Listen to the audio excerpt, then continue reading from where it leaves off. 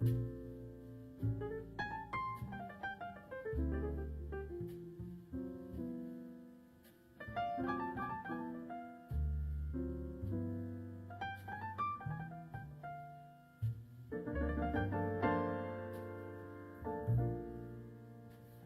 right, this is your 2-minute warning.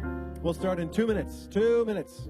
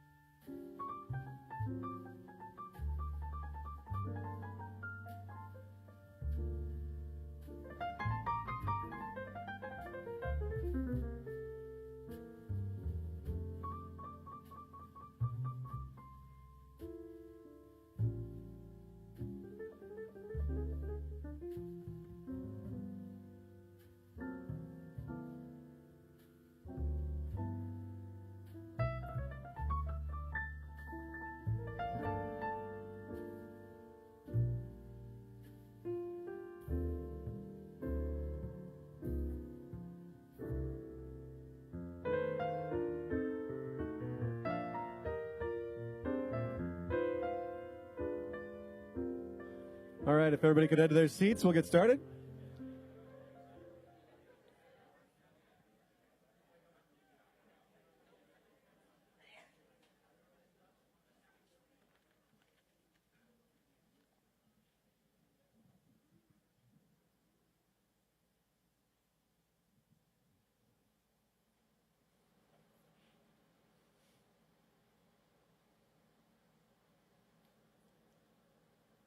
All right.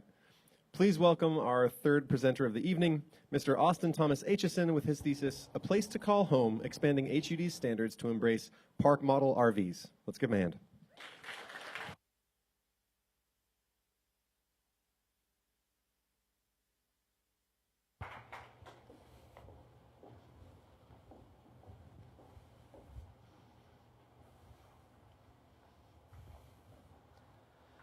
Let me introduce you to a man named Blair. He is formerly homeless and previously lived on the streets for 4 years. He moved into the Northeast Austin neighborhood, Community First Village, in 2018 and currently lives in a Park Model RV. Blair is proud of his home. His basic needs are provided for, and his comfort is maintained in the 399 square feet of space his Park Model RV provides. He sleeps in a queen-size bed, has a personal bathroom, a kitchen with a gas stove, a refrigerator, and even a thermostat for managing the temperature. His home is also furnished with 2 new couches, a TV, and a desk. When you walk in the front door, you are immediately greeted by a wall filled with pictures of cherished friends. His home has an inviting feel to it. By all accounts, Blair's home is a fully livable and comfortable homestead that many people would be proud to call their own. Surprisingly, the U.S. Department of Housing and Urban Development, more commonly known as HUD, does not see his home this way. HUD's current housing standards don't recognize Blair's Park Model RV as a permanent home, and thus don't provide government subsidies for his rent. The exclusion of a viable affordable housing option like Park Model RVs exposes a hole in HUD's housing quality standards. Blair's story raises an important question. Why does a home that clearly provides all the necessary comfort and safety needs for an individual not qualify for support under HUD's program to assist low-income individuals with their rent? To answer this question, we must first understand the function of HUD and their rental subsidy program. The U.S. Department of Housing and Urban Development oversees national policy and programs relating to housing. Since its establishment in 1965, HUD has addressed the various housing needs of the U.S., primarily focusing on providing adequate housing for low-income individuals and families. One of HUD's main responsibilities is overseeing their Section 8 program, which provides rental subsidies to eligible low-income individuals and families living in cooperating rental housing. Homes chosen by Section 8 participants must meet certain safety and cleanliness standards which are set by HUD, known as the Housing Quality Standards. HUD's rental subsidies are known in the housing world as housing choice vouchers, I'll refer to these as vouchers from now on. A voucher recipient can expect to contribute 30% of their monthly income towards their rent, with the government covering the remainder. In the U.S., there are over 2 million reported leasings of voucher recipients. To be eligible to receive a voucher, a household must be below 50% of their area median income. A household that meets these income limits is then approved by the Cooperating Public Housing Authority for its residing area. The Quality Housing and Work Responsibility Act, signed into law by President Clinton in 1998, requires that at least 75% of new vouchers must be issued to households with income below 30% of their area median income. From the inception of the HUD Code in 1976, recreational vehicles of all types have largely been exempt from their standards. However, confusion between RV manufacturers, buyers, and HUD arose due to there not being a clear enough distinction between what HUD considered an RV and what they considered a permanent home. HUD's current definition of an RV states that they are exempt from the HUD Code if they are, quote, built on a single chassis, 400 square feet or less, end quote. Following pressure over recent decades from RV associations, HUD implemented a new rule in 2019, clearly exempting all RVs from the regulations, but still requiring park model RVs to follow the American National Standards Institute PMRV guidelines, also called the ANSI standard. Currently, HUD doesn't regulate any RVs, including park model RVs, which are better known as PMRVs, under their housing quality standards. Thus, they don't provide vouchers to individuals living in PMRVs full-time. PMRVs differ from what you would think of as a regular RV in that they require full hookups for electricity, water, and sewage, making them a better fit for permanent residents. PMRVs are built in a factory and then shipped on a trailer to their destination. Although they have the same functions as any other permanent home, HUD does not consider them permanent housing because they are supported by beams and hooked to the ground, rather than fixed on a permanent concrete slab.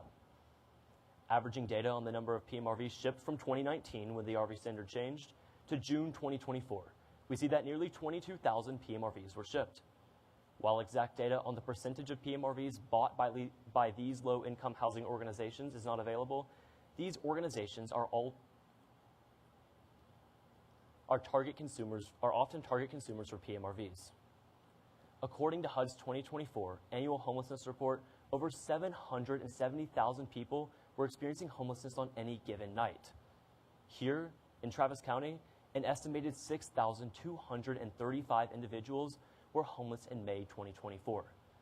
This critical change would give yet another option for individuals attempting to get off the streets. The U.S. Department of Housing and Urban Development should adjust its housing quality standards to include PMRVs. First, this will allow them to begin providing housing choice vouchers to individuals living in PMRVs who make less than 50% of their area median income, greatly helping their ability to consistently pay their rent. Second, PMRVs already satisfy HUD's key aspects of housing quality and should thus be considered adequate permanent housing. And third, this shift by HUD would be a step in the right direction towards addressing the homeless epidemic in the U.S. and give one more way to assist individuals attempting to get off the streets.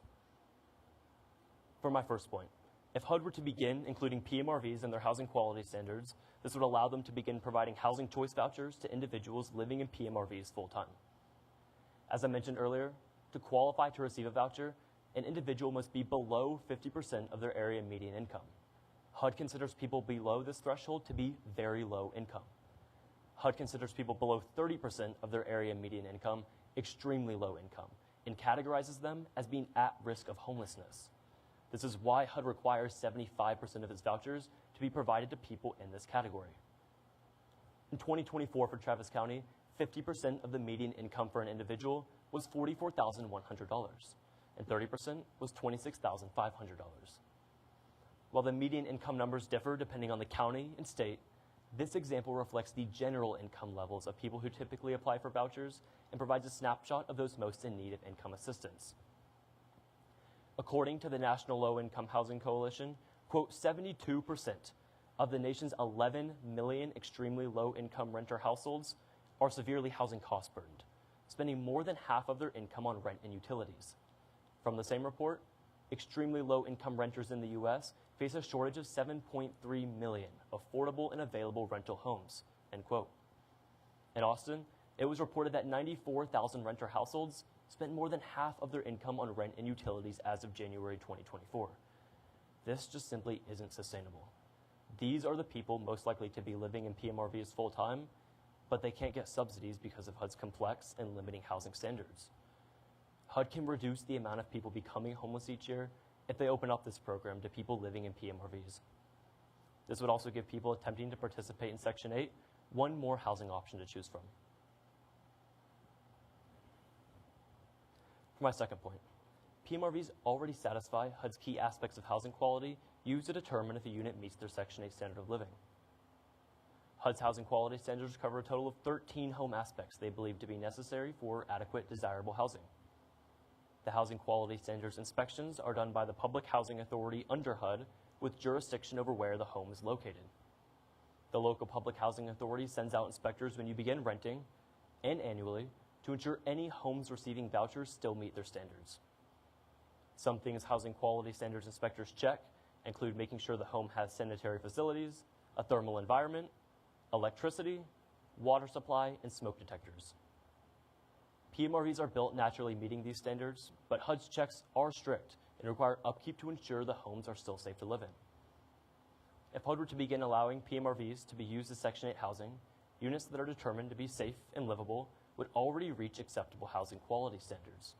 The primary change would be for HUD to consider PMRVs permanent housing, and thus make them available to be a part of their Section 8 program. As I previously stated, HUD would need to allow for these PMRVs that are brought into a site, placed on beams, and hooked to the ground by cables to be considered permanent structures. And these are permanent structures. They are fixed in place and immovable without heavy equipment. In most cases, PMRVs in affordable housing neighborhoods, such as Community First Village, would likely pass HUD inspections due to the level of cleanliness that is encouraged by the property manager. This means that with proper upkeep, PMRVs can easily meet HUD standards required for Section 8 housing. By redefining PMRVs as permanent housing, HUD could expand affordable housing options while still ensuring the homes are both safe and clean. For my third point, if HUD truly wants to impact the homeless epidemic in the U.S., it should explore a wider range of affordable housing options, such as PMRVs. Redefining PMRVs as permanent housing will give individuals attempting to get off the streets one more housing option to choose from. If HUD truly wants to impact homelessness, why not open up Section 8 to a housing model that has already been proven to work at Community First Village? Of the roughly 770,000 people sleeping on the streets every night in the U.S., 143,000 of them are experiencing chronic homelessness. Chronically homeless individuals have lived on the streets for at least a year and also suffer from a disabling condition. This is the category of homeless individual most in need of housing and would be the primary target of a Section 8 extension. The hard truth is that most homeless individuals with a disability will have a harder time getting a job to pay for rent. In 2023, only about 23% of people with a disability were employed. Further, half of all individuals with a disability were over 65. While many receive Social Security disability insurance checks, this is usually not enough to cover the cost of both renting and other expenses such as food. In 2024, the average disability check was just over $1,500 per month. This is so well under the average $44,000 Section 8 threshold that voucher recipients in Travis County must be under. This is where the inclusion of PMRVs in Section 8 can make a substantial difference. PMRVs, like those at Community First Village, provide a cost-effective, dignifying housing solution. Their units cost residents $450 a month plus utilities. Affordability is crucial for individuals who receive all or most of their income from disability checks. Because Community First Village is a nonprofit and charges residents less for rent than other low-income housing typically would, it can be expected that other potential PMRV residents across the country would be paying more, and therefore would be in even greater need of HUD's rental subsidies. Including PMRVs in Section 8 could also encourage replicant communities to begin offering them. The success of Community First Village has sparked similar communities to pop up across the country, such as the Settled Community in Minnesota and the City of Lights Village in Oklahoma. Most of these communities do not currently offer PMRVs simply because their residents would not be able to receive vouchers for them. If HUD changed its housing quality standards to include PMRVs, this would open up a path for these communities to begin offering them. Since they are directly modeled after Community First Village, which offers PMRVs, it would encourage them to follow suit and implement PMRVs as a new voucher-eligible housing model. By redefining PMRVs as permanent housing, HUD could support a proven way to combat homelessness. Now, some people may ask if this change will just create a bunch of trashy trailer parks. This is unlikely, due to PMRVs needing more space and being semi-permanent. While this is a viable argument for regular RVs, PMRVs would not create this dilemma because they cannot be driven and are used as permanent homes that must be attached to the ground and connected to water and sewage. Since they need to pass HUD's annual inspection to keep receiving vouchers, there is an added incentive to abide by the law and keep up with the elegancy of the unit. Further, if PMRVs were under this HUD standard, which has strict cleanliness standards for voucher recipients, there would be a guarantee that these people moving off the streets into PMRVs would be moving into safe, clean, and livable homes. Neighborhoods with PMRVs can be as nice as any neighborhood. An additional concern often raised when discussing moving homeless individuals off the streets and into homes in supportive communities is addiction and criminal records. Some people may ask how individuals who suffer from alcohol and drug abuse or have been incarcerated in the past can be responsible for a home, or if they would even want one. The Substance Abuse and Mental Health Services Administration found that, quote, 38% of homeless people were dependent on alcohol, end quote. This is considerably higher than the 10.9% of U.S. adults with alcohol dependency. In addition, there is a correlation between incarceration and homelessness. The Prison Policy Initiative describes it as a revolving door and found that, quote, formerly incarcerated people are almost 10 times more likely to be homeless than the general public, end quote. Stats like these understandably raise questions regarding the longevity of attempting to provide homes for homeless individuals that are struggling with addiction or stuck in the revolving doors of homelessness. But hope is not lost for these individuals. Housing is good, but relationships are just as important. Community First Village founder, Alan Graham, highlights this on their website where he says, quote, housing alone will never solve homelessness, but community will, end quote. So yes, it is reasonable to say that homelessness cannot be solved simply by providing homes for individuals just to leave them isolated. Affordable housing organizations focus on outreach, provide a community for individuals to grow together. Since homelessness directly correlates to an increased chance of addiction, we should be even more concerned with getting people that are struggling with addiction off the streets and into homes in supportive communities.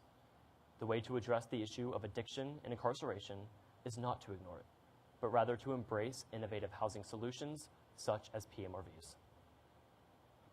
In conclusion, HUD should change its housing quality standards to include PMRVs for 3 reasons. First, this will allow them to begin providing housing choice vouchers to individuals permanently living in PMRVs who make less than 50% of their area median income, greatly helping their ability to consistently pay their rent. Second, PMRVs already satisfy HUD's key aspects of housing quality and should thus be considered adequate permanent housing. And finally, this change by HUD would be a step in the right direction towards addressing the homeless epidemic in the U.S. and give one more way to assist individuals attempting to get off the streets. Including PMRVs in HUD's housing quality standards would be a game changer for individuals like my friend Blair, because their homes would then qualify for a housing voucher, which in turn better equips them with the means to consistently pay their rent. By opening Section 8 to a proven housing model, HUD can further encourage affordable housing developments to offer affordable homes for those who need it most, especially those experiencing chronic homelessness. PMRVs, like those at Community First Village, provide a dignified homestead, and in doing so have proven their ability to help transform the lives of individuals attempting to get off the streets. So let me ask, as a community of believers who are called to love our neighbor, how can we ignore the opportunity to help improve the lives of low-income individuals or those who have experienced homelessness, both men and women who could benefit from a housing voucher? It's time for HUD to adjust its housing quality standards and embrace innovative housing solutions like PMRVs so that more of our neighbors can live in a place they can proudly call their home. Thank you.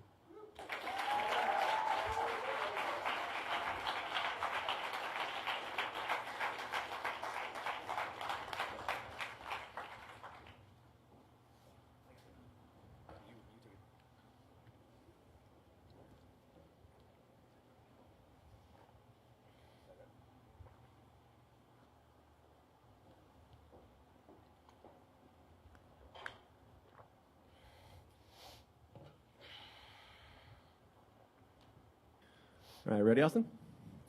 Ready? All right, returning to our panel, we have Leslie Quinnell, Angie Thompson, John Hallam, and Matt Thomas. You guys are, whenever you're ready, you can take it away.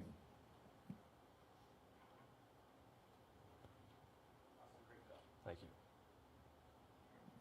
So we're okay. So can you talk a little bit about what what disincentives HUD would have to not implement this, to not accept the PMRVs? Like, why wouldn't they? I'm assuming, I think you mentioned one thing is that maybe the RV companies are doing some lobbying, right? Because they have clear disincentives, right? But what other reasons might HUD have to not want to include PMRVs, or is it simply that they're just blindly going off a checklist and there's a gap there? So it is simply that they're blindly going off the checklist. There's a gap. They really haven't put any thought or effort into seeing these as permanent homes. The primary regulatory block that they cite is that RV classification at the end of PMRV. Aside from that RV classification, everything else is minute. Even the fact that they are placed on beams and hooked to the ground is simply an aesthetics issue. They do not physically cite that as the reason for not including them. It is that RV classification, and you're absolutely right. It is just, it's almost ignorance on their part not to even think about seeing these as permanent homes. A little bit suspicious of maybe they have an ulterior motive. Do you know what the budget impact would be? So actually, I guess, if you don't mind, if you can kind of imagine the best case scenario, they take up the PMRVs and there is a sort of a broad effort, government effort to educate and sign up and get people, homeless people, into the PMRVs, right? That happens at a pretty good rate. What do you think, what does that look like, maybe numbers-wise, some sense, and then budgetary realities? Yeah, so for the budget, although that can be considered a different issue from just this regulatory change, budget is an issue because there's a finite amount of vouchers and they can't just provide vouchers to anyone. The 2024 budget was $52 billion. The proposed 2025 budget, which was proposed by Biden before he left office, was $72.6 billion. And that equates to $29.3 billion specifically for the voucher program. And like I said in minor audio, there's 2 million reported listings of voucher recipients currently. So budgeting is an issue, and they couldn't just open the floodgates to anyone, but it's almost a separate issue in that it's going to change from administration to administration, but this simple regulatory change would give these people living in PMRVs the same opportunity as people living in other permanent homes.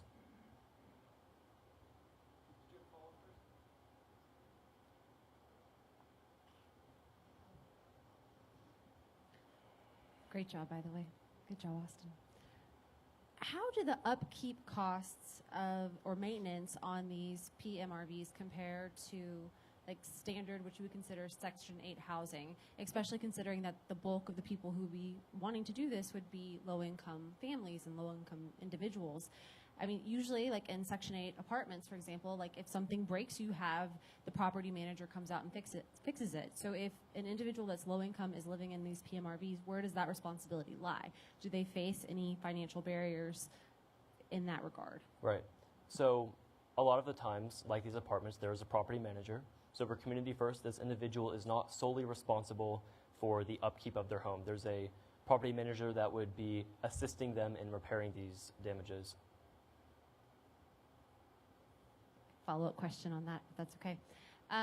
So then moving forward with your proposal, are you seeking to have this implemented primarily at facilities like Community First, or are you looking at expanding it outwards towards just, for example, RV lots that are already in existence? Like, how does that scale? Because Community First is amazing. There is not enough of them. So how would you approach that? Yeah, absolutely. So Community First would be essentially the first one to try this out. They have already sent representatives to DC to discuss this with both HUD officials and congressmen. And essentially what would happen was they would be granted essentially like a test program where the government would say, hey, we're going to test out this new strategy. We see your proposal. We understand what you're saying. And we are going to set aside some money to allow for vouchers to be given to your PMRV residents for say 6 months to a year. We're going to come back at the end of that year, do an inspection, see how it's going, make a report, and then decide if we want to permanently implement this as a part of HUD. That is the first option. The second one is obviously through efforts in Congress. You would need to pass a bill that would require HUD to do this. That's a little bit longer, takes some more time, takes some more like people, you know, kind of getting on the same like track for doing this, but those are the two options for getting that done. Hey, great job, Austin. Speaking of Community First, it's a great ministry, but like you've talked a lot about that, and you mentioned their success that they've had there at Community First. What is it that's driven that success? Does it have to do a lot with the housing, or is it truly about the community that you mentioned that they build? And does enacting this additional funding through the vouchers, does it actually promote that success, whatever those factors are? Or in other locations, could it actually be to the detriment of that same success being replicated? So to speak to the Community First, they believe that the primary cause of homelessness is a profound, catastrophic loss of family. That is their main belief, core principle, and says it front page of their website. The vouchers would not change the culture at Community First Village. It would simply assist residents. Residents often take up jobs at Community First, making pottery, working in gardens. These vouchers would simply assist them even as they get older, aren't able to work as much.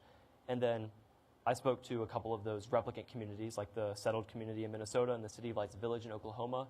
And those essentially have the same culture as Community First Village. They sent out representatives before they even began to Community First Village, to one of their seminars that they put on, trying to help get this spread across the country.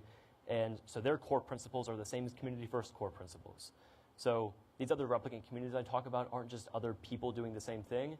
They're other people modeling their entire mission after Community First. So, Austin, please correct me if I'm wrong about this, but I assume the PMRV is similar to like a typical, what I would understand as an RV park, where the RV is being purchased separately, and then the land is being rented, or the parking space is being rented monthly. I think that's right. And so I guess my question is that maybe the issue with HUD is that there's no way for the voucher system, right, to get the percentage to qualify and all that stuff when there's the second element of the land that's being purchased separately. So you're asking about like specifically at these RV parks where the land is going to be separate so from... how would HUD deal with the separate rental space where the house would go? Okay, so essentially these separate rental spaces like RV parks wouldn't qualify. It has to be a permanent home in a permanent location. So only neighborhoods that are incorporating PMRVs would qualify, not RV parks, because residents move in and out. Okay, this is kind of a follow-up to that. So with the PMRV, it would they all be? Sorry, I'm trying to think through this. Would they all be within various communities where there is a manager that's overseeing the upkeep and all of that, or would there be any instances? Are there kind of guardrails around this to make sure that the cost of the upkeep is not going to this low-income family, and instead there's a manager that's helping kind of fill those costs? Does that make sense? I believe so. They're most commonly going to be under some sort of neighborhood with a property manager.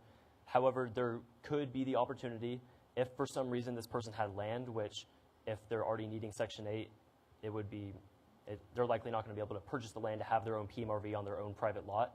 But PMRVs on private lots would qualify, and then they would also be responsible for those damages on their own.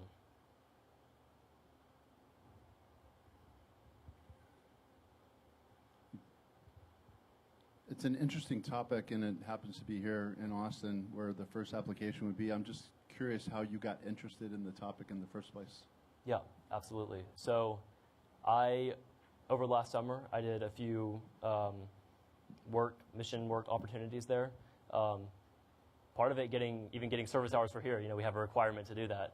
So getting those done, I actually worked in the shop they set up for the vegetables that they grow, and I was able to interact with residents, which is where I met Blair. I then interviewed him for this, and Blair is lucky to be in a situation where he can currently afford his rent. However, he may not always be able to do that, and other residents like him in PMRVs struggle to do that. So that's where I got interested in it, talking to him, talking to these other residents, and then seeing all the PMRVs there, and these PMRVs that are used as permanent homes and are beautiful homes. Like, the inside is absolutely beautiful. Thanks for that, and if I may follow up. I thought that might be the case, and one of the things that you highlighted in your talk was like the leading cause of homelessness, this lack of the breakdown of the family structure. You talked about drug use and mental illness, these kinds of things, right? And so these communities are wonderful to fight against that, but oftentimes when we have any of these communities, there is in fact a ministry element to it as well, and so and typically Christian based. Is there is this, my question is this the sort of best way and the sort of top issue that is really facing those communities? Is it this payment for that housing, or should we be looking to other ways to really come alongside those who are facing homelessness and so forth? And what can you help sort of scale that problem, like how dollars we're talking about versus time, those kind of things? Yeah, so as I'm sure you can guess, this is not the only issue facing communities like this. It's not simply a financing the homes issue. There are many other social, cultural issues like facing these communities. To address your question about the faith of the community, that is extremely important. And while I'm sure there are some of these communities that are not centered around faith, actually all of the ones that I found had a faith-based component to them, and they were all nonprofits as well. So that is extremely important. I'm sorry, was there another part to your question? Okay. So you mentioned that RV lots of that sort would not be applicable in this situation because they're too transient. You know, people are coming and going. So this specifically applies to communities that are built like Community First, and then you mentioned like in neighborhoods where maybe there is a specific site that would be set up for just PMRVs that are not moving. I guess my question to that is, looking around the city of Austin, right, everything that's located to where people would need to go grocery shopping and all of those things, it's pretty dense. Like, there's not a lot of space to put a whole bunch of PMRVs. How does that kind of track? Because usually when you need space for these kind of things, it's going to be further away from amenities, and lower income people aren't going to have the ability to necessarily have transportation to that. So Community First works great because a lot of stuff is on site, but as you expand on this, when HUD is taking that into consideration for permitting this, would that be a potential barrier? Yeah. So in rare cases it could be. However, a lot of these communities they actually sit just outside of big cities. I refer to it as Austin's Community First Village. It actually sits just outside the city of Austin. And they have public transportation that brings residents to the city if they need to go to the market, if they have something to do, if they're trying to apply for a separate job. Like, they have public transportation that goes to the village. And I don't think it's as big of an issue because a lot of these communities that I talk about are actually just outside of the major cities they're associated with due to zoning regulations. They have easier times creating these communities outside of the overreaching authority of the city of Austin, city of Los Angeles, all these other major cities. So one of the things I remember during your thesis was you mentioned that HUD, it sounded like that they make their decision based on, they're informed by AMSI, is that correct? And their standards. So they aren't necessarily making the decision themselves. They're basing it on the standards that have some standards that have been created. Is that correct? I'm sorry, I don't think I heard the first part. So the AMSI, the HUD is making you mentioned something about AMSI standards that are kind of influencing the HUD, the decision for the PMRV. Is that correct? The ANSI is just the current building code that the PMRVs are built to. Okay. Yeah.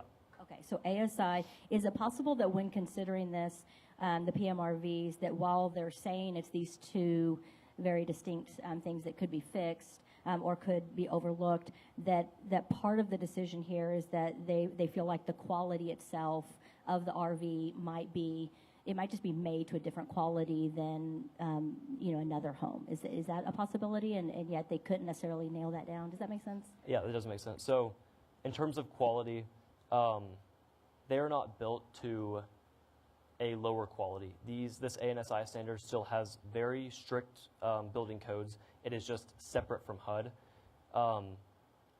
And as well,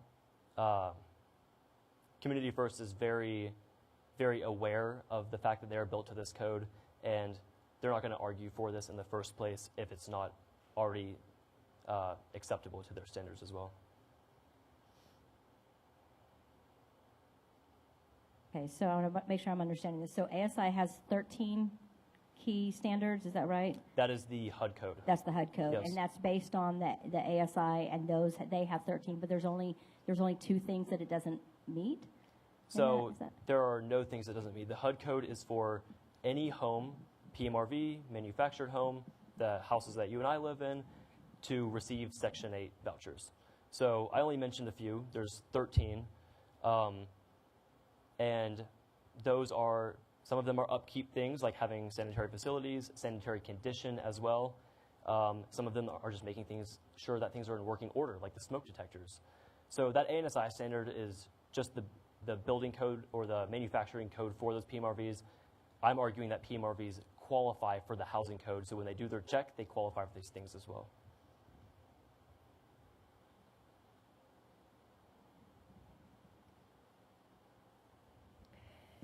Could you talk about why the RV companies are opposed to this? I'm assuming, I assume it's more than a voucher. Are there price controls involved as well? Why would they, in the face of it, it sounds like it's more business for them. So what is it? Yeah, so that's right. It has absolutely nothing to do with the voucher. They don't want the oversight of HUD on their manufacturing. It is easier. Although these these PMRVs are built to acceptable standards, HUD has more checks, more oversight. They're more just like that creeping affluence you see over that manufacturer.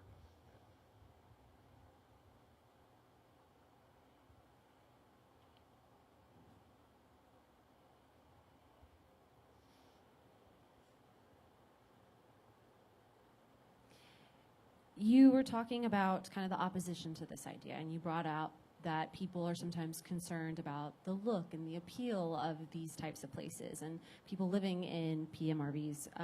And you mentioned that you didn't feel like that was necessarily something to take into consideration, that they can be kept to certain standards.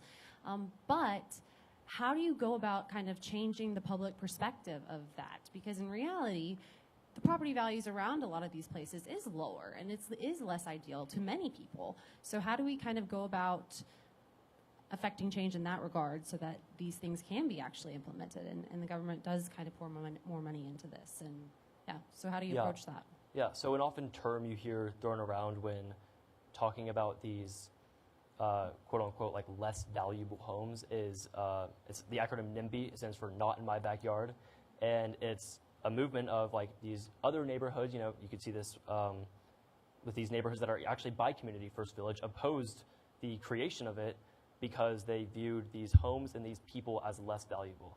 So it's a purely discriminatory movement, and that's what's actually stopping a lot of these.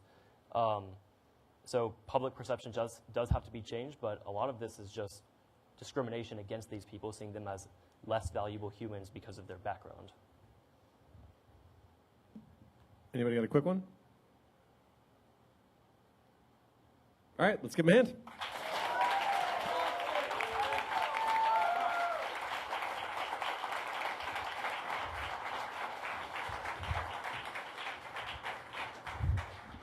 Okay, we'll be back with our final thesis of 2025 at 7:30. I'll see you then.